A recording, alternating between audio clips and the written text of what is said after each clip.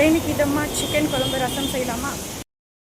So அப்படி இன்றைக்கி சமைக்க நான் போன இடம் தான் என் பாட்டி வீடு. என் அம்மா கொஞ்சம் உடம்பு சரியில்ல. அதனால பாட்டி வீட்டுக்கு போயிட்டு, நல்லா சூடாக பெப்பர் சிக்கன் வந்து செய்யலான்னு சொல்லிட்டு தான் நான் போயிட்டேன். அங்கே போயிட்டு மிச்சம் மீதி இருக்க திங்ஸ் பாட்டி கடையில் போய் வாங்கிட்டு வர சொன்னாங்க. அதெல்லாமே வாங்கிட்டு அப்படியே உள்ளே போயாச்சு. ஏன்னா எப்போயுமே பாட்டி கைமணுனாலே அது வந்து சூப்பராக இருக்கும். அவங்க எவ்வளோ சிம்பிளாக செஞ்சாலும் அந்த டேஸ்ட் அமேசிங்காக இருக்கும். இதுதான் என்னோடய பாட்டி குட்டி.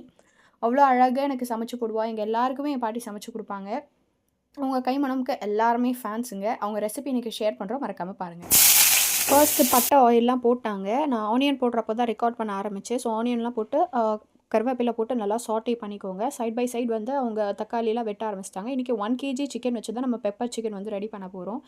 பாட்டி எல்லாமே செய்யும்போது நான் ரெக்கார்ட் பண்ண ஆரம்பிச்சுட்டேன். அண்ட் இந்த தேங்காய் தண்ணியும் கொடுத்துருந்தாங்க. இதெல்லாம் குட்டி வயசில் நம்ம குடிக்கும்போது ரொம்ப சூப்பராக இருக்கும். இன்றைக்கும் இந்த தேங்காய் டேஸ்ட் ரொம்பவே நல்லா இருந்துச்சு. ஸோ அவங்க சைட் பை சைடு எல்லா வேலையுமே பண்ண ஆரம்பிச்சிட்டாங்க. நான் அவங்க கூட அப்படியே பேசிட்டு பாட்டி கூட டைம் ஸ்பெண்ட் பண்ணிட்டு அவங்க மனசில் என்னெல்லாம் இருக்குது, ஏன்னா நாங்கள் வரப்போ தான் அவங்களுக்கு என்னென்ன ஃபீல் ஆச்சுன்னு சொல்லுவாங்க. இதெல்லாமே ஆட் பண்ணி முடிச்சோடனே ஜிஞ்சர் கார்லிக் பேஸ்ட்டும் பாட்டி போட்டுட்டாங்க. தக்காளியும் ஆட் பண்ணிட்டாங்க. என்ன கொஞ்ச நேரம் சாட்டே பண்ண சொன்னாங்க. ஏன்னா அவங்க அந்த கேப்பில் வந்து சிக்கன்லாம் வாஷ் பண்ணிட்டு இருந்தாங்க. ஸோ இதெல்லாம் போட்டுட்டோன்னே சிக்கன் குழம்பு மசாலா, அப்புறம் வீட்டில் இருக்க குழம்பு பொடி, அதுக்கப்புறம் சில்லி பவுடர், அதுக்கப்புறம் கரம் மசாலாவும் போட்டுட்டாங்க. அவங்க ரேண்டமாக தான் தூவுவாங்க. அண்ட் சிக்கனும் போட்டுட்டு அது நல்லா வந்து உள்ள அந்த கிரேவி மேலே வச்சு நாங்கள் பண்ணிட்டோம். ரொம்ப குத்த வேணாம். ரொம்ப குத்துனா ஒரு மாரி ஆயிடும். ஸோ அது கொஞ்சம் கொதிக்கிற டைம் வந்து நம்ம வெயிட் பண்ணணும்.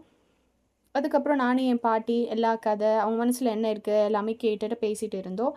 அதுக்கப்புறம் இந்த கொத்தமல்லியும் வந்து உரிச்சு குடுத்துட்டாங்க. அது வந்து பிச்சு வாஷ் பண்ணிட்டு அவங்க போட ஆரம்பிச்சுட்டாங்க. அண்ட் தேங்காய் அரைக்கணும். ஏன்னா கிரேவி திக்கா வரதுக்காக. பாட்டி தேங்காய்லாம் அரைச்சு முடிச்சுட்டோனே, கொஞ்சம் கொஞ்சம் அப்பப்போ அடுப்பெல்லாம் பார்த்துட்டு என்ன பண்ணுறாங்க, எப்புட்றா இவ்வளோ வேலை பண்ணுறாங்க எல்லாமே பார்த்துட்டே இருந்தேன். ஸோ இந்த அளவுக்கு வந்து கொதி வந்துருச்சு. ஸோ கொஞ்ச நேரம் நம்ம விட்டுட்டு அடுத்து வேலை பார்த்தா அது கொஞ்சம் நல்லா பாயில் ஆக ஆரம்பிச்சுரும். தண்ணி அதிகமாக இருக்கனால தண்ணியும் வத்தணும் அந்த அளவு.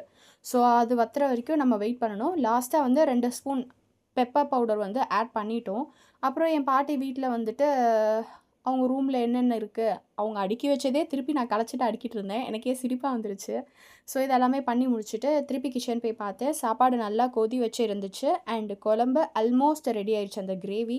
மேலே இந்த இலைய தூவிட்டோனே பார்க்க அவ்வளோ சூப்பரா இருந்துச்சு. இதுதாங்க ஃபைனல் அவுட்புட். அவ்வளோ சூப்பரா இருந்துச்சு. அவ்வளோ திக்கா அந்த கிரேவி கலரே எனக்கு சூப்பரா பிடிச்சிருந்துச்சு. சாப்பிட்டாலும் செம்ம சூப்பரா இருந்துச்சு. என் பாட்டி கைமணம்னா சும்மாவா அந்த மாரி இருந்துச்சுங்க.